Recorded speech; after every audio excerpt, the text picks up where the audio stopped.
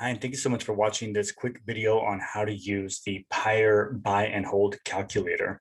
And so what you see here is the steps through which you can use the calculator and just leverage some existing tools online to begin to run the numbers on properties that you're interested in putting an offer on and holding on to as a rental property. And so on the left, you see this is the PIRE website. Under the map search, you can kind of go into the map. If there was a different region that you wanted to check out, you double click on it.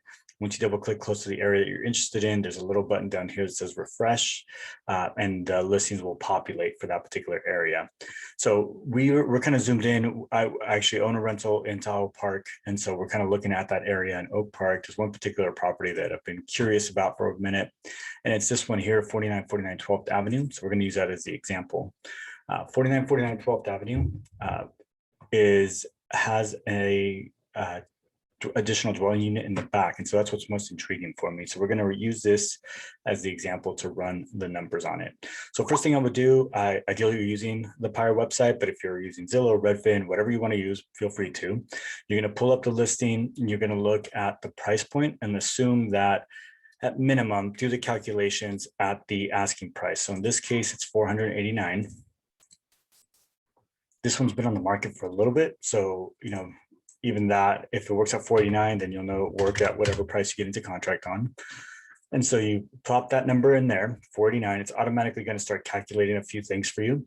Here, because it's an investment property, depending on whether you're using financing or paying cash, if you're using financing on a straight investment property, you're talking about having to come in with that minimum 15%, but assume 20% just to be on the safe side. And so you can change that here. If you did want to do 15, all you have to do, and you can do this on your phone, just tap on it and type in 15, and it'll automatically adjust the down payment amount for you. Closing costs in the Sacramento area there's a number of things that go into it. So it's tough to give you a straight number.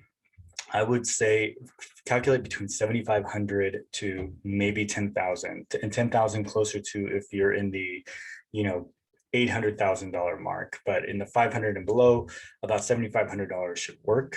And that's because it includes things like title fees.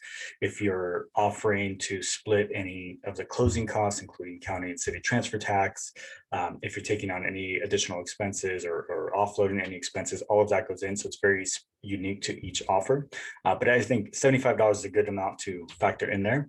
If you know that you need a rehab to rehab the property before you get it rented, in this case, I won't go through the pictures, but it needs a little bit of love. So let's assume it's $40,000. So this automatically calculates for me how much cash I need to bring in order to make this purchase and do the rehab. And so between the down payment, the closing cost, and the rehab budget, I need $120,000, as you can see there. From here, I'm going to try to figure out what the potential rental income is on this property. This particular main house is a 2-bedroom, 1 bath. The back is essentially a studio. And so what I'm going to do is you can go to rentometer.com. It's a free service you can absolutely pay to be able to utilize some of its more advanced tools. And typically, if you're zoomed out, it'll look like this. And so all you need to do is take the address, pop it into the address bar. You could put in a rent or not. Let's assume that for the front house, you wanted to rent at $2,400. It's a 2-bedroom, 1 bath, and that's it. You don't have to fuss around with anything else here. It's just just to kind of give you a point of reference, and it's good to give you a general starting point. I can tell you from experience that even for the rental that we have right now, when we first did the numbers, it showed up at 1900 was the 75th percentile for us, where we're currently leasing it out at 23. So take it with a grain of salt, but nevertheless, it gives you a good data point to be able to factor in as you're making your calculations. In this case, because it's a multi-unit between the main house and the ADU, let's assume we're going to go with the median. So $1,700 for the front house, 2-bedroom, 1 bath.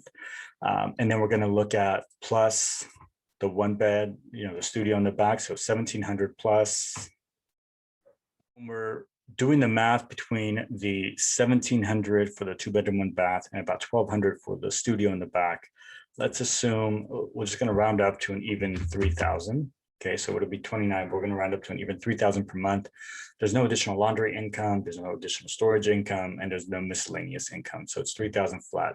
So based on a purchase price of the asking of 489 with a 15% down payment, the mortgage comes out to about $2,128.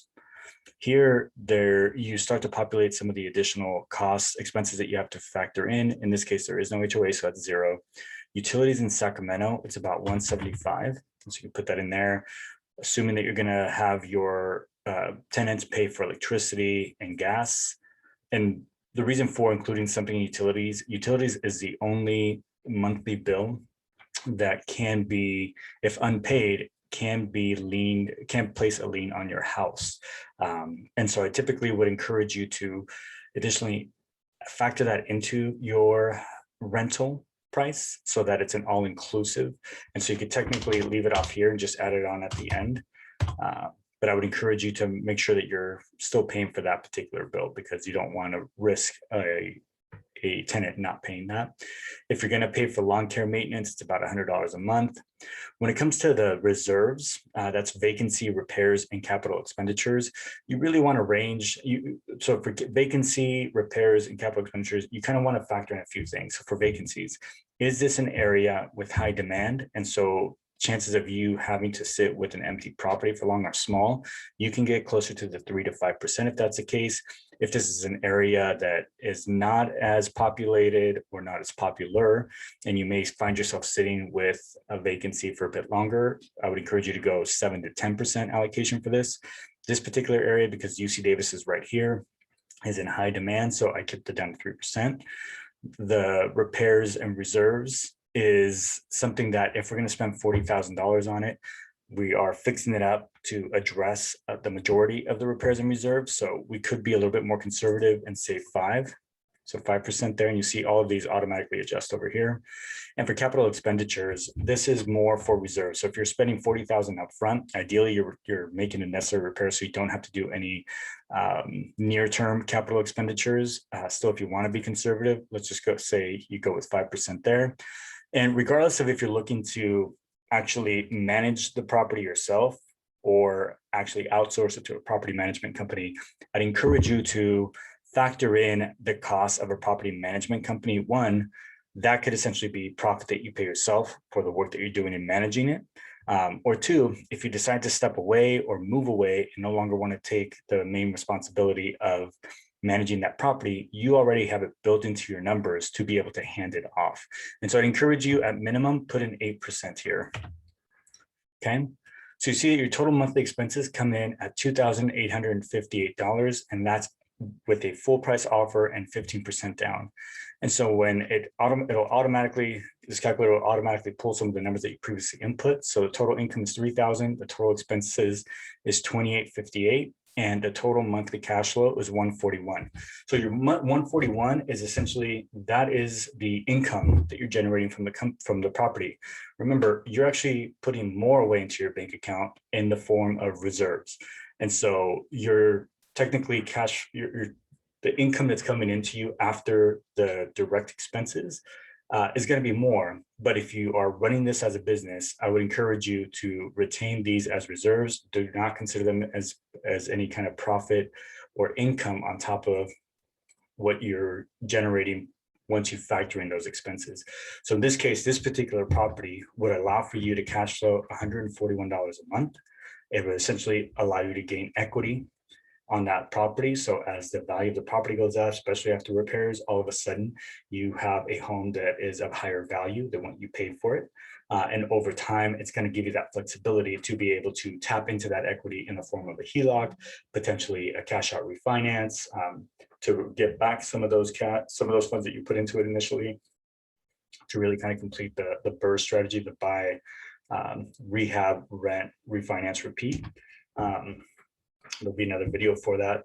But even though it looks so small at 140, take into account that you are building equity, that this is an appreciating asset for you. with every monthly payment, you have more equity in that particular house. So you essentially own a property and somebody else is paying that off for you. So I know that this would discourage a lot of folks from actually taking advantage of an opportunity like this. But know that as long as it's paying for itself and yielding, in this case, 100 to $150, it's worth considering. And so hopefully this showed you how easy this calculator is and would encourage you to use it. Please send me feedback. If there's anything that you have questions, we're looking at putting forward some additional calculators, including some that break down different types of flip investment, property investments. So whether you're looking to do it directly as a live-in flip versus securing hard money and being able to factor in those costs, a first-time home buyer calculator, please let me know what would be most helpful to you, and happy to put it together. Thank you so much for watching. And this is Eduardo with the PIRE team. Look forward to talking to you soon.